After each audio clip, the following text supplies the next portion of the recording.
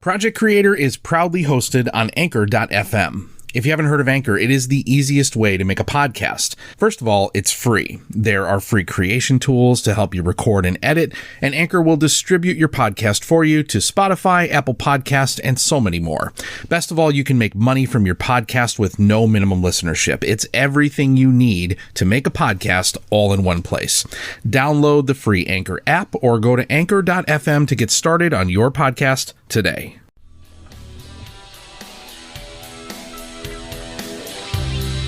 Thank you for listening to Project Creator from the UK. My guest this episode is singer-songwriter Eric Walker.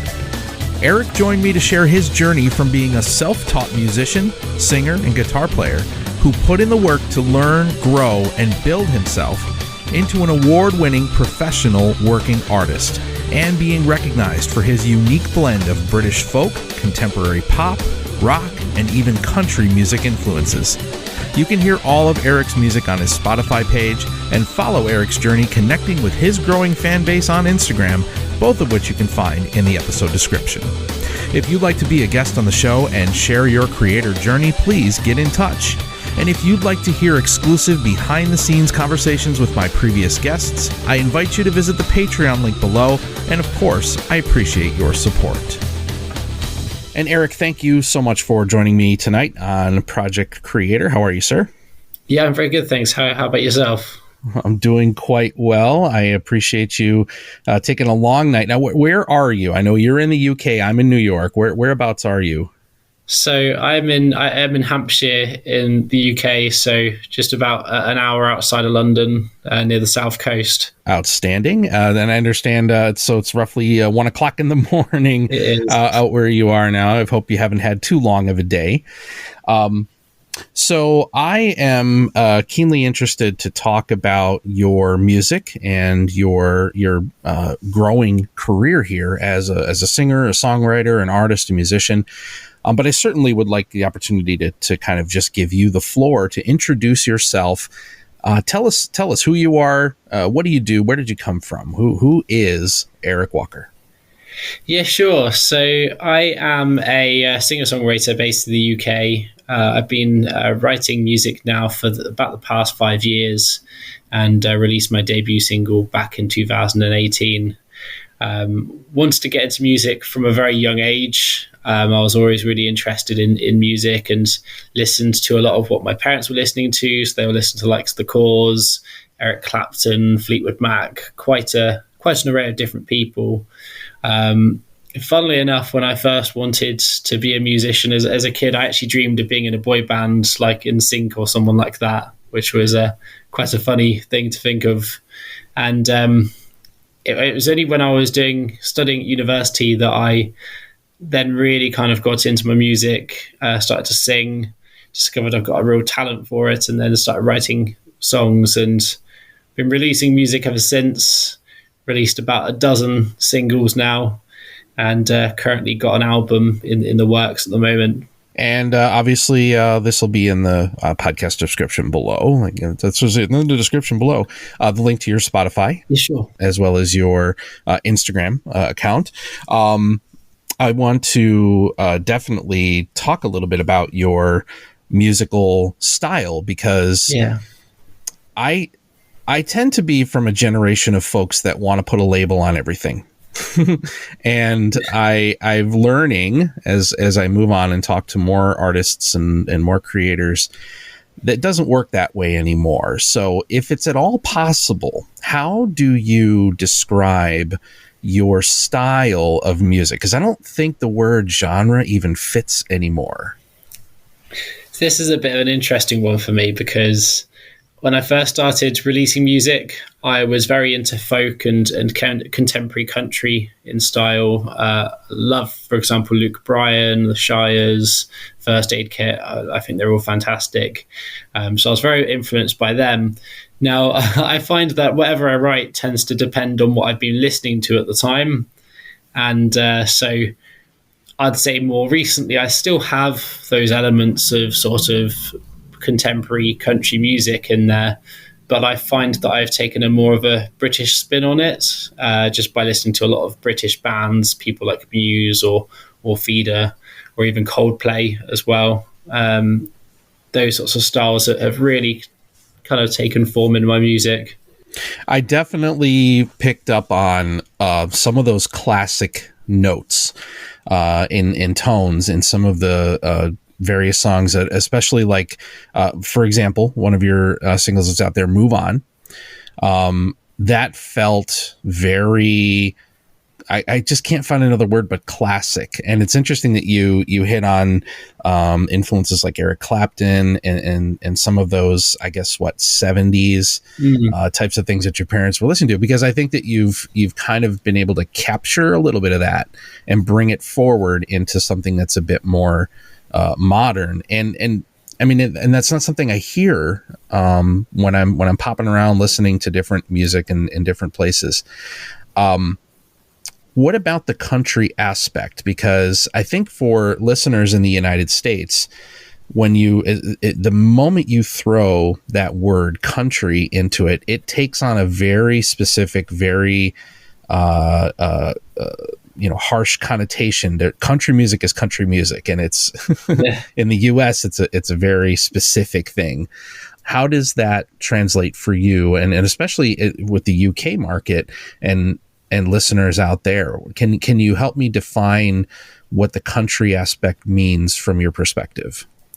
Yeah, so in the UK, it's very different to the US, because the market here, when people listen to country in the mainstream, it tends to be a blended country / pop / dance / R&B. So an example I've got is Florida Georgia Line and BB Rexa, when they released... what's the name of the song? Meant to Be, that's the name of it. When they released Meant to Be, for example, that was seen as a country song over here in the UK, and it gained a lot of traction, but at the same time, it was very much more of an R&B spin on a country kind of taste. So for me, a lot of the time, I do think of that. I do think of those sort of more modern styles of country. So you've still got the blend of those original sort of authentic instruments, your things like your guitar and even things like the banjo, for example. But I find that these days there seems to be a lot more of electronic elements that get brought into the production. And that's what I tend to think of more and more these days. I don't think I lend myself as much to more traditional country. Mm-hmm.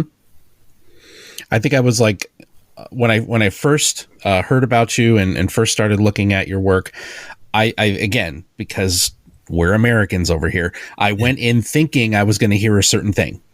And when I didn't, I said, oh, okay, hold on. Let me back up just a little bit here and let me dig into this a little bit here, because you took me by surprise. I don't know if that's a compliment or not, but you took me by surprise. Thanks. Talk to me about this single, as I'm actually looking at your Spotify page right now, Doing It For You. So this is a duet that you have done with another, I'm assuming, singer-songwriter. Talk to me about this collaboration, because anybody that looks at your Spotify page is going to obviously notice right away this song is going nuts compared to the rest of your catalog. So, wow, what's going on with Doing It For You? So Doing It For You is a collaboration between myself and Sarah Rose. She's based in Winchester in the UK. She used to be based in London, actually, and she's been a songwriter for various different artists over the years. And this is a bit of a foray into releasing music herself. She's always been a really good songwriter. In the UK, she's actually written UK top 10 hits. And then she sort of moved south. These days, she's actually a lecturer teaching music to students at universities here. And we met a few years back at an open mic night. And since then, we've always kept in touch. We've performed a couple of covers together. And then we decided to meet up to write Doing It For You. And the interesting thing was we managed to actually write the song in pretty much all in one evening. We just sat down. We had nothing to start with. And by the end of the evening, Doing It For You was made. We recorded it. And I'm going to be honest, I was not expecting it to blow up the way it did. We knew that it had a good commercial sound to it, and It's a very catchy song. I think that having those pop and country elements did really well, especially over here. But we did notice that, for example, the US market really enjoyed it, and we were played on a few radio stations, and it's just blown up. As you said, I can't really pinpoint the exact reason why, but we're just so grateful. It's like an odd bit of like serendipity to that, right? The two of you just happen to like have this ridiculous like flurry of inspiration all at once. One night, here we go. And you were, I'm kind of picturing it in my head, like this mad flurry of writing lyrics and piecing things together. And I don't know, did you have like a guitar there that the two of you could pluck against? And what was that? Yeah. That had to be cool as heck. Well, so I had my guitar and Sarah had her piano. And this was also interesting for me because this was the first time I'd really written a duet with anybody. And at the same time, I'd never written anything with a piano before. I've always been a guitar-led person. And for Sarah, similarly, she writes things on piano. So we had to really change our own individual writing styles to almost accommodate each other. But it clicked, right? There was something that just really locked in, and the next thing you know, you guys have a basically completed song. And to have that song now be the one that is the marching its way up the listening count. So that's really, congratulations on it, honestly. Thanks. I have to say, before I move into my set of questions, I got my whole little list of questions I want to ask you, but I gotta say, personal favorite here, and I'm just kind of throwing this out there to anybody that's listening. Walk Away. Oh, that song is, listen, it's great. It's a great freaking song. And you know, I'm again, I told you, I'm from a generation of people that is very specific about music. I don't understand. I have adult kids and I know young adults. And everybody's so open-minded, and I've always been such a closed loop of what type of things I listen to. So for that song to make me stop and take my finger off the mouse and go, let me listen. Let me just listen to this a little. And then I kind of got lost in it a little bit. So was there any particular significance? Because when you talked about some of the influences and some of the ways that you find your inspiration in some of the things you're listening to, or whatever that moment happens to be, where did that song come from? That song was really interesting, and to be honest, I think that's one of my favorite songs I've ever released. Had such a great time in the studio working on it, and I think as well, I was really proud of myself because I felt like I reached a new level of maturity being able to write something like that. And I was sat in a pub garden listening to another folk musician perform. And sometimes just listening to other people perform is when inspiration strikes. And he was singing about a relationship being a really bad thing. And I always think, actually, sometimes you can take away good things from a bad experience, or you can part things on good terms. And I thought, actually, that's a really good concept. And that's how Walk Away was originated from. And the style I kind of went in was very classical, actually, in terms of my writing style. I was very influenced by the likes of Bob Dylan and even Fleetwood Mac as well. I find that their penmanship is fantastic. Same with the Pretenders as well. I'd say those blends of influences really came to light in that song. You can even see it in the production as well, with the electric guitar. Very sort of 70s, 80s feel to it. Mm-hmm. But again, I feel like you've managed to bring it forward, is what I keep thinking about when I listen to these tracks, and I do hear all of those influences and those classic pieces, but you're making it relevant and listenable to what is I don't know, out there today, so to speak.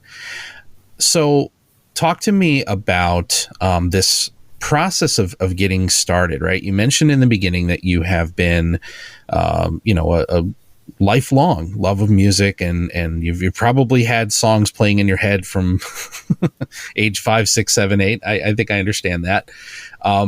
What was that moment that made you say, okay, I have to do this. Like, in this, I understand this is 2016, 2017, that you really started to lay this down and say, nope, we're going to pursue this and going after it. Where was that cognitive leap into saying, no, I'm going to pursue being a singer-songwriter? It was a very gradual process. So I'd say the first bit all started in school. I decided I wanted to be an actor. I thought, actually, I love acting. I love performing. And I felt that was where my talents really lie. I used to get kicked out of music when I was in school.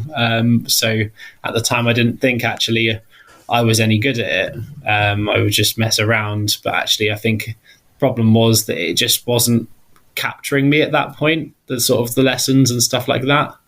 And then when I went to college, went to sixth form, that's what we call it here in the UK. I wanted to take college to cater for the American market as well. Sure. I auditioned to be in the play that was happening that year, and the play was Guys and Dolls, which is a musical. So they asked me to audition for both acting part and a musical part, because you kind of need to be able to do both. And in my head, I was thinking, I'm just going to try and get maybe just a chorus acting part, because I don't think I can sing. Would love to be able to, but I don't think I can sing. Next thing I know, I got really heavy singing part, and I'm going up to the musical director because I think there's a mistake here. She's clearly sent out the wrong email to me saying that I've got this part. And she said to me, no, you've got a really good singing voice. You did a really great audition. And that kind of started all. And then when I went to university, that was when I took it a step further. I started singing at karaoke, and then a few people said I was good. And from there, I joined clubs and societies around singing to really get my confidence. And confidence was a big part for me, because there were moments when I would sing places and it wouldn't go so quite well, or I was still finding what songs fit my voice. So, and that's a bit of a process in itself. And then from there, I started writing. Well, I actually purchased a ukulele in my final year of uni, and I started playing on that. Self-taught ukulele, then got guitar, and it was when I had the ukulele I wrote my first song, and then I got a guitar less than a year later and was playing that, and completely self-taught guitarist, and ukulele and singer as well. And that was how it all really started. And then in 2018, so after I'd been writing and performing for a couple of years, I released my debut single, Hold My Breath, which still is one of my most popular songs today. It's my most popular song when I perform live. And yeah, the rest is history, really. It's gone so fast, but gone so well. And that's interesting, because when I was kind of piecing through your catalog in the initial, I would not have thought that Hold My Breath was the first thing that you published, right? I think that you managed to. I love the fact that you use the word like find that voice, or find what songs fit your singing ability. I've thought about that myself over the number of years. Like everybody likes to sing when they're behind the wheel of their car driving, right? But that's not really my voice. I can't do that. So that process, but no, I it's interesting because you've done. You've done the work, right? You have put a lot of time and effort into building yourself into this artist and performer and songwriter. It sounds like you had all the basic building blocks, but you really kind of had to sit down and put yourself through your paces, joining clubs, going to these different things like karaoke nights and whatever, just to really hone what it is you do and where your comfort zones are. So in terms of, getting one piece I found here interesting, you've been in some competitions, and if I'm not mistaken, I believe you won at least an award.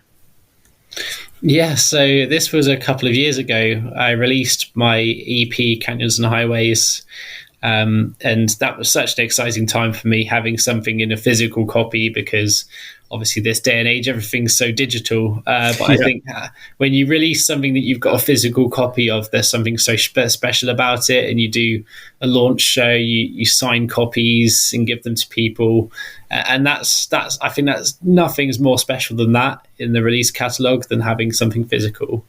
So that was a really exciting time for me already. And there was a local music awards, and I was really stunned because I saw that I was nominated for the best homegrown track award for the UK with this local radio station for Canyons and Highways, which was the title track of that EP. And at the same time, they named me what they called Pride of the South, so their favourite artist in the south of the UK. And a couple of weeks later, they had all the votes and stuff, and it was an online vote, and I won, and I won Pride of the South award in the UK, which was fantastic. I was so ecstatic about it. That's fantastic. And obviously, congratulations. It's got to feel Thanks. really good, right? To kind of, do you feel like you almost like stumbled headfirst into that? Like, wait, what? Yeah, a little bit. And I was up against some really fantastic musicians as well. So even just being nominated, I was so humbled by it, because I was looking at the other artists that were named, and they've really established, they've been around for years. So for me to be nominated when I had literally released my first track less than a year before was just so incredible. It's got to be a huge boost of confidence too, right? It's got to be, okay, wait, maybe this is a piece of validation that tells me I'm on the right track and I got to keep pushing. Definitely. And I was already riding the high anyway, because I did a sold out show for the EP launch. So fantastic. It was really a fantastic time to be doing music.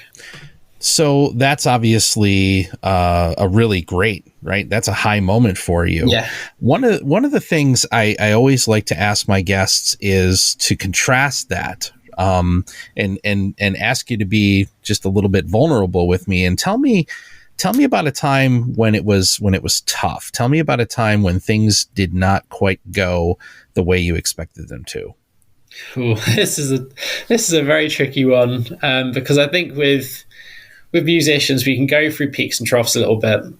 You can get the real buzz and excitement when things are going well, but when things aren't going so well, you can really beat yourself up. And I've had times where maybe I've performed a show and there's not been anyone there, and I mean that literally as well.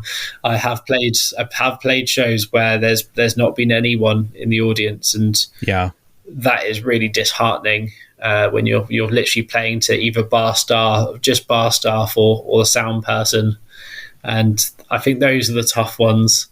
Mm-hmm. But I think the hardest for me was probably when I was starting out, and when you have to, because I contacted so many people to get gigs at that time, and I still do now, not as much now because I'm quite lucky that I've built a bit of a name for myself.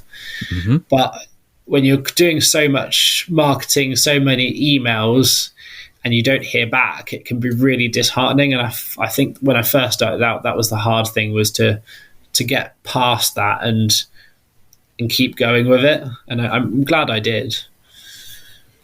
It's pushing past that like self-doubt and negativity, right? Because I'm sure in retrospect, if you look back at it, that empty room wasn't because of you, right? But I know as the artist, you're probably internalizing that and saying, wow, I suck. No, it's not you. It's just an empty room at the moment. It just didn't, for whatever reason. But you pick yourself up and you continue moving on, and things start to come together. I'm trolling your Instagram page as I talk to you here. You've done a great job embracing the social media piece, by the way. And I think that's gotta be one of those things that takes some getting used to, right? And how does the social media presence kind of impact what you do with your music? I think it's very important. And I'm glad that I did build up that side of things before the pandemic hit, for example, because during the pandemic, I've actually been able to release my biggest single to date, Doing It For You, and move on, my second biggest single to date, just off the back of having an online presence. On top of that, I've been able to do live streams and live gigs for my fans. So even though I've not been able to go out to bars, to venues to perform, people have still been able to see me and engage with that. And everything's done online these days. And even if you look at when, for example, like record labels approach musicians, often it's based on how many followers they've got, how many people are engaging with their content. And I think also it's about giving back to your fan base as well. So people that follow me, I really appreciate that they do that. So I want to be able to give that back to them. So dropping a bit of content that they're interested in that adds value to their day, that's something that I'm always going to want to do.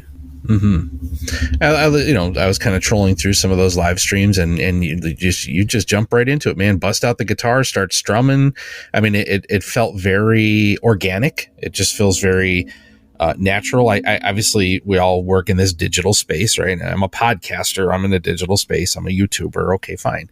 But there's none of the forced and almost, I don't know, not genuine stuff out there. But your live streams, when I was kind of poking through them, they just feel very comfortable. And is that something you had to work on, or does that just come naturally to say, you're talking to a camera and being able to maybe visualize the fact that there's someone, a real person on the other side of that thing? Because there's no hesitation and there's no phoniness to it. The funny thing is, luckily, I've honed this skill from when I used to present a radio station when I was studying at university. It was just a small university-run one, but it gave me that chance to actually know what it was like to basically just speak to what feels like nobody, but actually there's loads of people listening. So I think that's what helped. When I first started doing the live streams, I did find it was a bit awkward. The first couple, it was just very weird because you're just kind of like, you're so used to performing and there's people clapping, there's people cheering, there's people singing along, and you kind of get none of that. But luckily, people still kind of show that they're interested and they're listening in different ways. Like people would put the applause emoji in the comments or comment that they liked what they just heard. Yeah.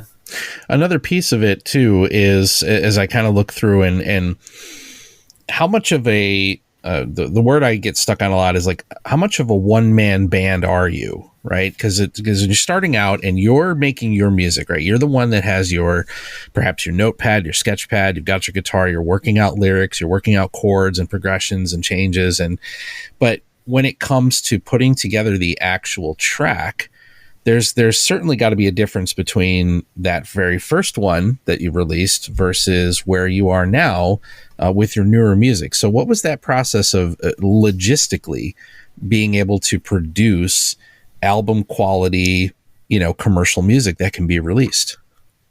So part of that was actually, so you mentioned about me getting to regional final of a couple of competitions.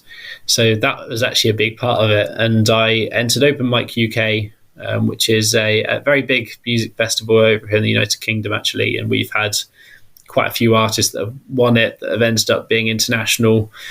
For example, the singer-songwriter Birdie, she's sold records all around the world off the back of it.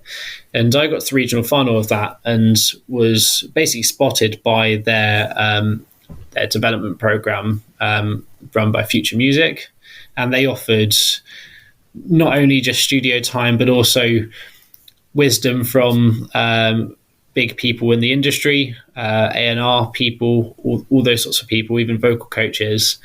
And doing the studio recording is where actually I met my producer, who's produced pretty much all of my songs. I've used the same producer, and he's fantastic. He's worked with some really big artists over here, and off the back of working with him is how we've ended up coming up with these tracks. I honestly don't know what I would do without without Luke Target. Well, and see, because I think this is an object lesson for if there's a young Eric Walker out there listening to this right now, right, and he's trying to figure out where the hell do I even start? How am I supposed to, right?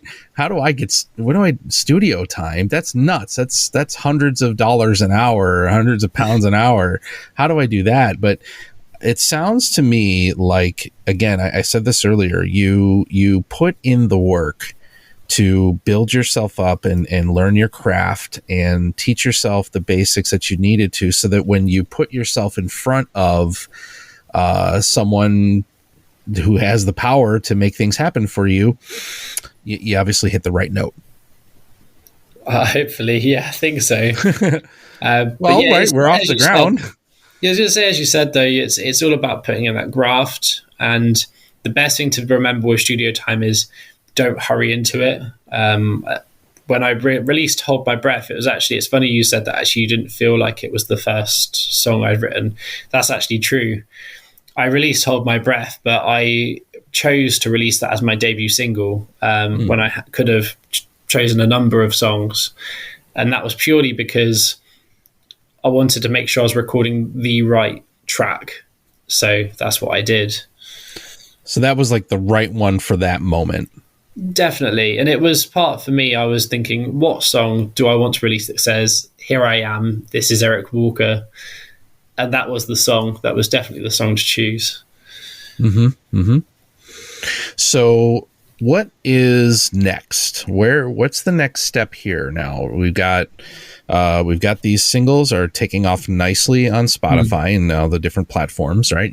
Hopefully the world is beginning to open up and we can, oh my God forbid, we do a show somewhere with actual human beings in a room, right? We're looking forward to that. But what's your trajectory next, right? You sound like a very methodical person and that you take things one step at a time.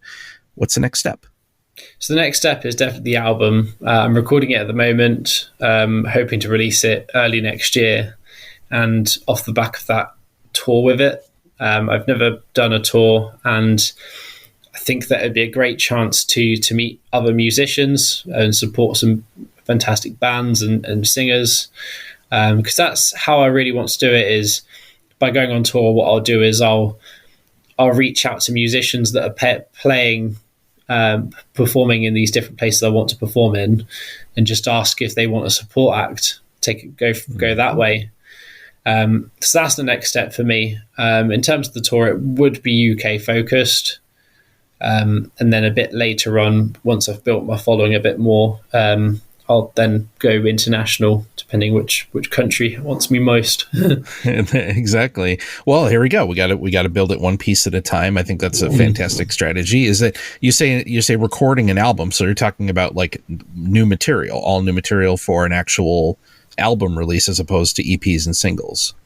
Yep. So there are some of the singles I've released so far which will be on the album. Likes of Doing It For You, Move On, they're going to definitely be on the album. And I've got about maybe 6-7 other tracks I'm still working on at the moment. Some new material to look forward to. Excellent.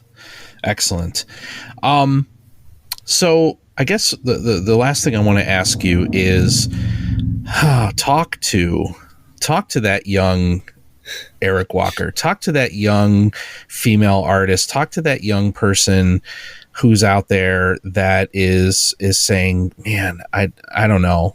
I know I love this stuff, but I'm just not right. They're where you were. What do you say to that young person? I'd say to them what I kind of said to myself on a number of occasions. If you love it enough, you'll do it, and nothing will stop you from doing it. And admittedly, there are some times where I've probably struggled to feed myself as a result of it, but I've always invested in my music, and you've got to invest time and you've also got to invest money into it. And that's the most important thing to remember, is you can't just say or buy with it. You've got to really do the graft if you really want to do it. And if you do want to do it, then that shouldn't be too difficult to do. Find your voice, do the work, learn the craft, get in front of the right people. I mean, it sounds like you're on the right trajectory. It sounds like you have some really exciting opportunities, hopefully in the near future here. I'm looking forward to seeing where you go. I mean, again, just take it from some old, American schmuck in New York that, I don't know, man, Walk Away might be one you want to put on that album. I'm just saying, it's a good track, dude. I'll think about it. Maybe I will, just for you. Oh no! Oh God! No! Don't be inspired by me. I'm not worthy. Eric, this has been an absolutely fantastic conversation. I really appreciate you taking the time out. I look forward to seeing success for you in the future, and I'm just really grateful that you came on Project Creator to tell your story today. Amazing! Thank you very much for having me. I've really appreciated it. Very good. And if you want to be a guest on the show like Eric, get in touch. You'll find me at projectcreatorcontact@gmail. Find me on Instagram, on matchmaker.fm, and come on and tell your story. And you'll be up there next to Eric next time. Thank you so much for your time, sir. I will let you get off with your evening and go, my God, go get some sleep.